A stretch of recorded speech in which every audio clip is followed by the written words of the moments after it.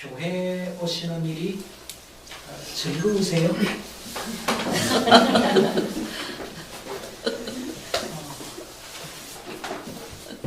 교회 오시는 일만큼 즐거운 일이 어디 있느냐?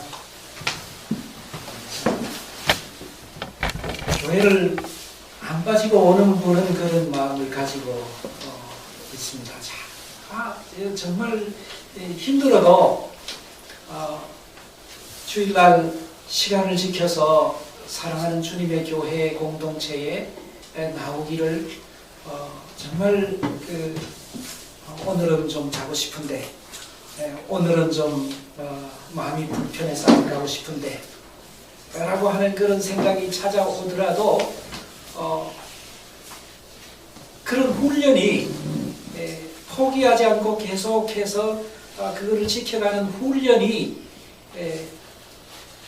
기쁨을 만들어내고 즐거움이 되는 겁니다. 훈련이 굉장히 고되긴 하지만 원래 훈련이라고 하는 것은 즐거움의 원천이다. 그렇지 않으세요? 김연아가 그 아이스 링크에서 그렇게 멋진 동작을 만들어내고 점프를 해서 몇 바퀴를 돌고 그게 사람들에게 엄청난 감흥을 불러일으켜요. 근데 그 감흥은 사실은 그 훈련을 해서 그게 먹혔을 때 김연아가 스스로 느끼는 그 기쁨에 비해서는 사실 상대적인 거라고 볼 수 있습니다.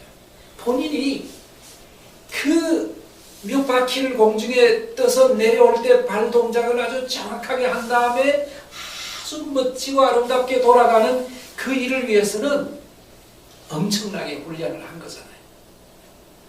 훈련의 결과로 자기 삶 속에 기쁨이 오는 겁니다. 사람들이야 감흥을 하든지 말든지 나하고 상관없어. 난 기분이 좋아. 난 너무 행복해.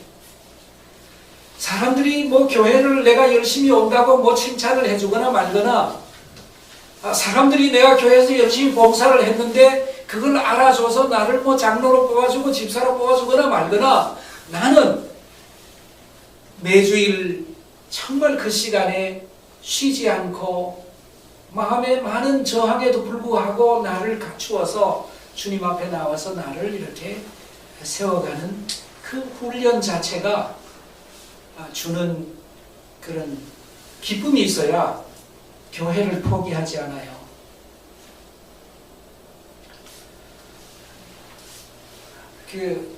또 비슷한 얘기지만 손흥민이라고 하는 축구 선수가 요새, 저는 그거 자꾸만 스포츠 TV 열어가지고 그거를 또 보고 그러는데, 이 양반이 얼마나 훈련을 열심히 했으면 그 훈련의 결과로 그 영국의 운동장에서, 축구장에서 뛰는데 다른 사람은 더 빨라요.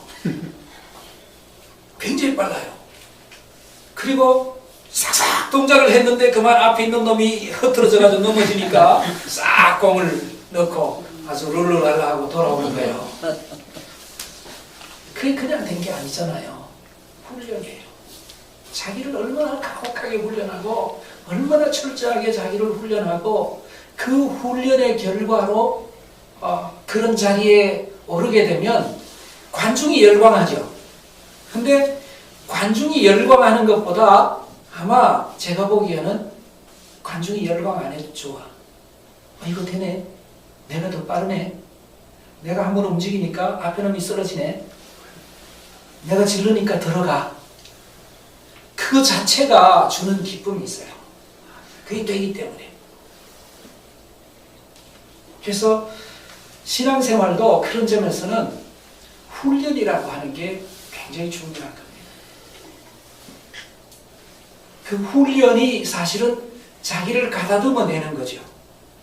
존재를 새롭게 해가는 겁니다. 훈련이 좀 형식이어서 우리는 형식을 반대하고 내용을 중요하게 생각하기 때문에, 교회 가니까 목사님이 설교도 영 시원치 않고 교회 그만 가겠다. 내용이 없어. 이거는 사실은 훈련이 안 된 사람이 하는 생각이에요. 교회라고 하는 게 그냥 뭐 무슨 주일날 그 목사님이 설교하는 거하고 교회하고 같은 거 아니잖아요. 교회는 공동체고, 공동체의 인격적인 관계고, 교회는 기도하는 시간이고, 교회는 사랑하는 시간이고, 교회는 연민하는 시간이고, 교회는 용서하는 시간이고, 그런 사건이 내 인생에 있어서 참 소중한 사건이 일어나는, 삶의 과잉이 일어나는 곳이 교회인 거예요. 삶의 과잉을 우리가 교회에서 경험해야 되는 겁니다. 오늘 찬양이 좋았잖아요. 우리가 감흥을 했어요. 그게 감흥이 된 거죠. 김연아가 그렇게 뛰어내리면서 멋을 부리니까 우리한테 아주 찬탄이 터져 나오는 그런 감흥이 있잖아요. 근데 그런 감흥은 인격적인 관계 안에서 내가 누구를 용서했을 때, 마음으로 정말 흘러나오는 마음으로 이해하고 받아들였어. 그리고 연민하는 마음, 사랑하는 마음이 생겼어. 그런 그 경험 자체가 나에게도 감동이지만 다른 사람에게도 감동일 수 있는 거예요. 제가 제네바라고 하는 곳에서 목회를 한 6년을 했습니다. 제가 사는 동네는 베른인데 제네바까지 가면 여기 천안쯤 가는 그런 길이에요. 근데 그 교회를 매주일 베른에 있는 교회 교인들하고 예배를 드리고 자동차를 몰아서 때로는 160km까지 과속을 내면서 예배 시간에 맞춰가지고 6년을 다녔어요.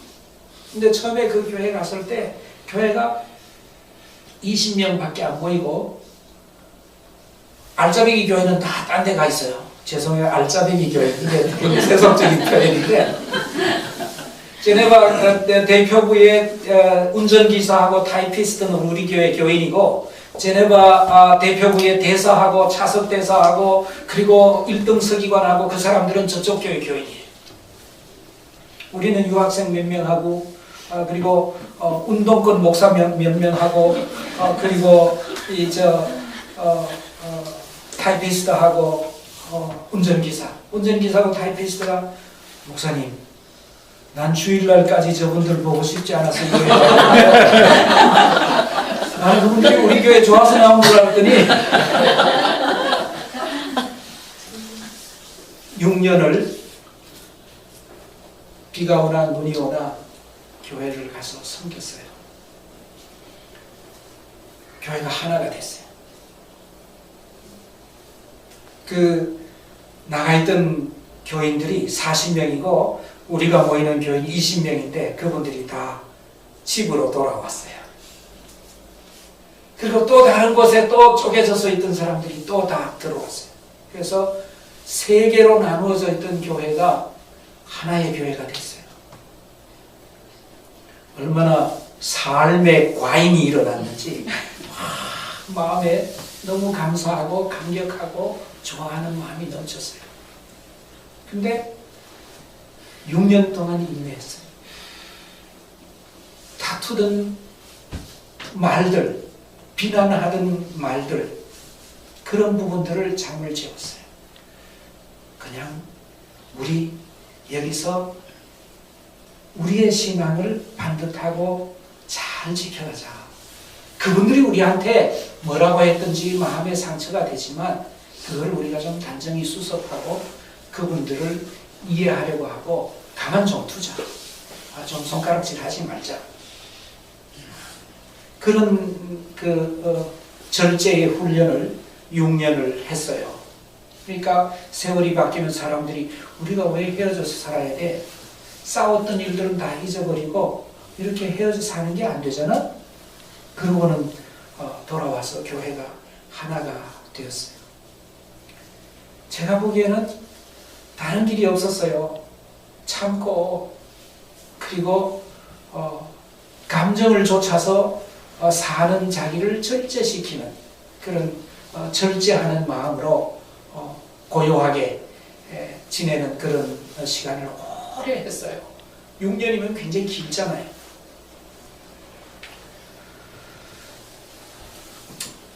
제가 그렇게 하고 있으니까 스위스 교회의 그 총회에 한국을 담당하는 그 스위스 교회 목사님이 여자 목사님인데, 목사님 왜 일을 질질 겁니까? 그냥 단칼에 끝내지.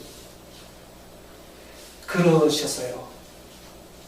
근데 저는 이건 뭐 개인이 원래 제가 좀 못나서 그걸 단칼에 칼을 휘두를 줄 모르니까 그렇게 된 거지만, 아무튼 간에 그냥 인내하면서 지내서 교회가 다시 수습이 되고 하나가 되는 그런 경험을 한 적이 있어요.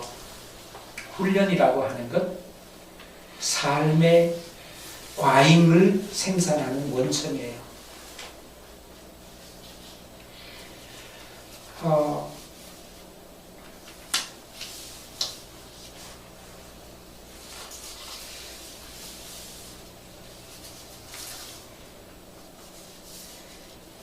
요즘은 이제 조금 더 이해가 될 수 있을까 하고 생각해 보는 일인데, 사람들이 우리 사회를 얘기할 때 이런 얘기를 해요.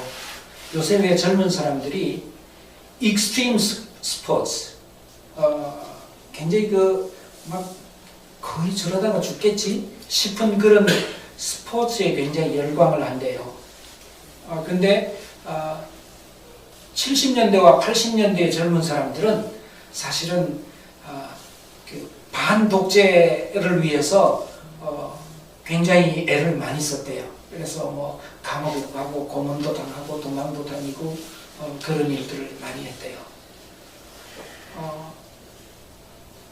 저도 생각해본 그런 경험도 있는데, 80년대 중반에 물론 그 전 70년대도 비슷한 일이 없지 않았지만 80년대 중반에 저희 집에 박노해라고 하는 시인하고 한 7, 8명이 저희 집에 와서 살았어요. 근데 이 사람들이 무슨 일을 하는 사람들이었냐면, 제가 좀 불편해하는 사람인데, 김문수라고 하는 사람이 서울 서총련이라고 하는 그 일로 인해서 감옥에 가 있었어요.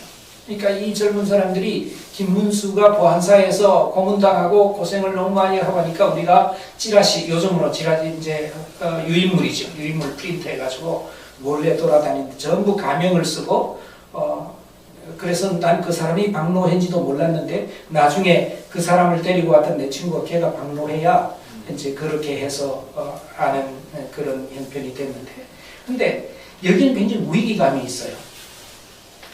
고난이 있고. 근데 이 고난과 위기감이 있으면 뭐가 생기느냐? 기쁨이 생긴대요. 향락이 거기에서 나온대요. 근데 요새는 그런 일이 없으니까 사람들이 익스트림 스포츠를 해서 거기서 고생을 하고 막 그냥 죽을 둥 살 둥 위기를 느끼고, 그러니까 거기에서 어떤 삶의 과잉이 생기고 기쁨이 생긴대요. 그러니까 우리가 어려움이 있다. 굉장히 이거 쉽게 풀 수가 없구나. 내가 많이 참아야 되는구나. 정말 이해를 못하겠네. 라고 하는 이런 어떤 삶의 정황이 있을 때, 그것을 어떻게 다루느냐에 따라서 결과적으로 그게 새로운 세계를 열어내는 일이 되든지, 아니면은 아무런 결과를 내지 못하는 일이 되든지, 그렇게 될 수가 있다는 거예요. 그리고 그런 과정에서 우리는 삶의 의미를 느끼고 기쁨을 누리게 된다라고 그렇게 말해요. 근데 결과가 오지 않으면 어떻게 해요? 결과가 오지 않아도 그렇게 산 것만으로도 잘 산 거잖아요. 결과가 오지 않아도 그렇게 절제하고, 그렇게 훈련하고, 그렇게 위기를 느끼고, 그렇게 애쓰고, 그렇게 한 것만으로도 우리는 잘 살았다. 이렇게 생각을 해야 되지 않겠냐라고. 이 설교가 뭐 설교인지 아닌지 잘 구별이 안 될 텐데, 제가 오늘 이 본문 말씀, 예수님께서 예루살렘으로 올라가셨는데, 바리새인 몇 사람이 예수님을 찾아와가지고 헤롯이 당신을 죽이려고 한다. 굉장한 위기가 찾아왔잖아요. 피해죠. 근데 주님께서 대답하기를 오늘과 내일과 모레 나는 내 갈 길을 간다. 지금까지 내가 왔던 길처럼 가는데 오늘과 내일 병자를 고치고 귀신을 쫓아내고 제3일에는 완전하여지리라. 제3일에는 온전하게 끝나리라. 제3일에는 목표를 이루리라. 라고 하는 그런 말씀을 대답으로 하신 걸 볼 수 있어요. 위기가 찾아왔음에도 불구하고 당신이 연민하고 안타까이 여기고 귀하게 여기는 사람들을 찾아가고 그 일상을, 변하지 않는 그 일상을, 살아오신 그 삶의 길을 변함없이 계속 걸어가시는 거예요. 그 계속 걸어가시는 끝에 죽음이 있다 라고 하는 것을 고지 받았음에도 불구하고 그 죽음하고 상관없이 오늘의 가장 소중하고 의미 있고 훈련받은 방식의 삶의 여정을 계속해서 걸어가시는 모습을 볼 수가 있어요. 사실 이런 거죠. 손흥민이가 아무리 공을 잘 차도 자기는 기분이 너무너무 좋고 이게 되네? 어떻게 이게 될 수 있어? 정말 내가 누구를 제쳐냈네? 라고 좋아해도 관중들이 박수를 안 치거나 연봉이 안 올라가거나 그러면 좀 시들해질 수 있죠. 근데 어쩌면은 그거 두 개 사이를 좀 끊어놓을 필요가 있다. 그거 두 개 사이를. 된 것만으로도. 내가 이 자리에까지 훈련의 결과로 이렇게 멋진 어떤 그 포즈와 결과를 만들어내, 그런 그 성취가 이루어지는, 그러니까 보상이 아닌, 그러니까 무슨 박수라든지 아니면 연봉이라든지 하는 그런 보상이 아닌 내 안에서 이루어진 성취 그 자체만으로 그런 아름다운 삶을 가꾸어낼 수 있는 그 일만으로도 주님께서는 너무 소중하셔서 내 앞에 죽음이 있느냐를 개의치 않으셨다. 실패냐 성공이냐 이런 것이 중요한 게 아니고 결과가 오느냐 안 오느냐가 중요한 게 아니고 오늘 나의 삶을 가장 정교하게 하나님의 마음에 어울리게 수습해서 하루하루를 변함없이 살아내는 일, 그 자체가 주님께서 예루살렘에서 보여주셨던 모습 중에 하나입니다. 실제로 주님이 사셨던 시대에 주님이 그 갈릴리에서 사실 때 주로 가버나움을 중심으로 활동을 하셨는데 그 배를 타고 건너가면 거기에 가다라라고 하는 도시가 있고 그리고 가다라를 좀 지나간 거라사라고 하는 도시가 있습니다. 그래서 주님께서 거라사로 가서 귀신 들린 사람을 고쳐내서 그 귀신이 호숫가로 돼지 떼에게로 들어갔다 그런 얘기 우리 성경에서 잘 알고 있잖아요. 근데 이 가다라라고 하는 도시는 예수님 당시에 사실 역사적으로 봐서 예수님 못지않게 유명한 사람이 살고 있는 도시였습니다. 그 메니푸스라고 하는 사람이었는데 이 사람은 견유학파, 견유철학자였습니다. 이 견유철학자가 그 시대에 굉장히 그 많은 사람들에게 감동을 주고 가르침을 줘서 후대의 사람들이 그 사람의 글들을 많이 이렇게 가르친, 그러니까 산문과 운문들을 이렇게 기억하고 기록한 그런 부분들이 나오는데 그 사람이 주후 50년 정도까지 살았던 사람이니까 예수님의 생애와 마가복음, 누가복음, 마태복음 공동체들의 삶하고 그렇게 멀지 않은 그런 동시대를 살았던 사람이죠. 근데 이 견유학파는 아시는 대로 무슨 주후 한 500년 전부터 주전 500년 전 디오게네스라고 하는 그 사람이 어떤 통 속에 살면서 알렉산더에게 모멸을 줬다. 야 비켜라, 내 햇빛을 가리지 마라. 이런 사람이잖아요. 근데 이 사람들의 가르침이 점점 로마 제국에 넓게 퍼져서 이 예수님 시대에는 로마 제국 전역의 중요 도시들마다 굉장히 탁월한 그 지도자들로서 새로운 철학을 가르치는 사람들로서 견유학파들이 활동을 했는데 그 중에 한 도시가 가다라라고 하는 도시였습니다. 이 사람들은 자연을 보라. 자연의 새가 무슨 노동을 하거나 뭐 그런 거 하지 않아도 공중나는 새를 보라. 뭐 하지 않아도 예? 농사하지 않아도 그게 사실은 이 견유학파 쪽에서 많이 회자되는 그런 내용이었다 그래요. 그래서 이 사람들은 자연이 욕심을 부리지 않는 것, 자연이 무슨 부를 축적하지 않는 것, 이런 부분들. 그래서 이 사람들의 가르침의 핵심은 부를 축적하지 않고 굉장히 가난하게 사는 걸 중요하게 생각했어요. 그래서 어깨가 이렇게 나온 옷 걸치고 있잖아요. 예수님 모습도 그렇게 부조된 게 굉장히 많은데, 그래서 사람들은 예수님도 그 당시에 견유학파의 영향을 입었던 일종의 농촌형 히브리형 견유학자였다. 그렇게 보는 것도 있습니다. 그리고 무슨 제자들을 보낼 때도 지팡이 하나 하고 신발 하나, 그리고 무슨 전대 그러니까 배낭이죠. 배낭 하나만 메고 가라. 어떤 말씀에는 그것도 하지 말고 그냥 가라. 뭐 그런 말씀. 그 말씀이 다 견유학파의 전통에 있는 게 그대로 사실 거의 옮겨져 와 있는 그런 내용들입니다.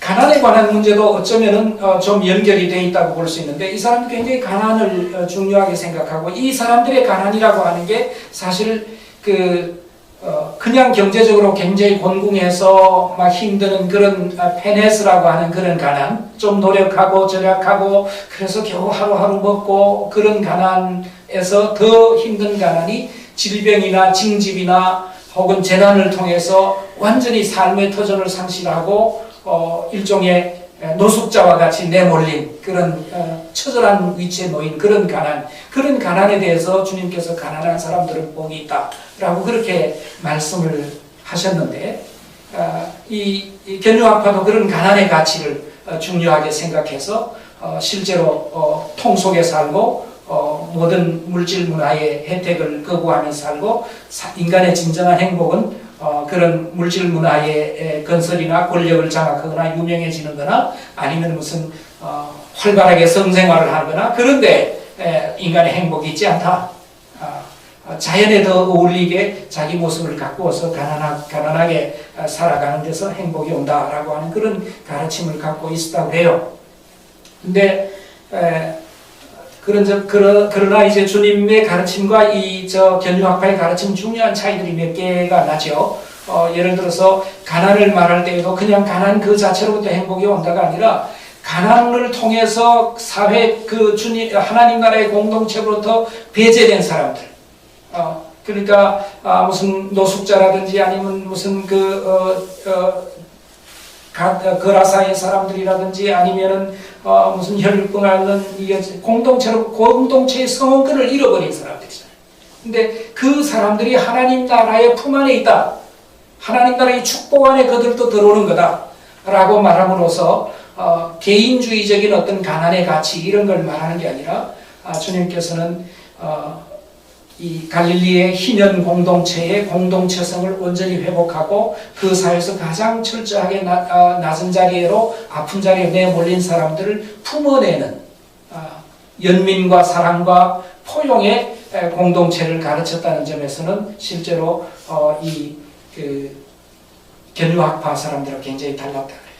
그 다음 견유학파들은 되게 개인주의자들이었고, 그 다음에 사회를 혁명적으로 바꾸는 일에 관심이 없고, 그 대신에 그 마지막이 언제나 풍자와 조롱으로 끝나는 거예요.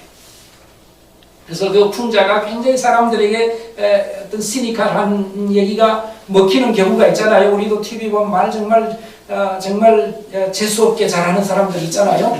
그런 그게 막 귀에 꽂히고 그러잖아요. 이제 그런 말하자면은 그런 쪽으로 주로 결론이 간다 그러면, 주님께서는 그거를 그런 쪽으로 가지 않고 연민과 사랑과 공동체 회복과 하나님의 은총 안에 사람들을 품어 안고 그들에게 은총과 구원과 하나님 나라를 함께 체험할 수 있도록 하시는 그런 길을 걸어 가셨죠. 그런 점에서는 이제 견유학파와 결을 달리 하시는 거예요. 그래서 이제 우리가 이 주님께서 그런 점에서 마지막에 예루살렘으로 올라가셔서 그 오늘과 내일 그리고 모레 내 삶을 완성한다라고 할 때에 그 삶의 길이라고 하는 게 이렇게 절제와 사랑과 은혜를 나누는 일, 사람들을 구체적으로 경험하게 하시는 일, 이런 일에 굉장히 자기를 온전하게 들여가시는 그런 그 삶의 길을 걸어가셨던 거예요. 그러니까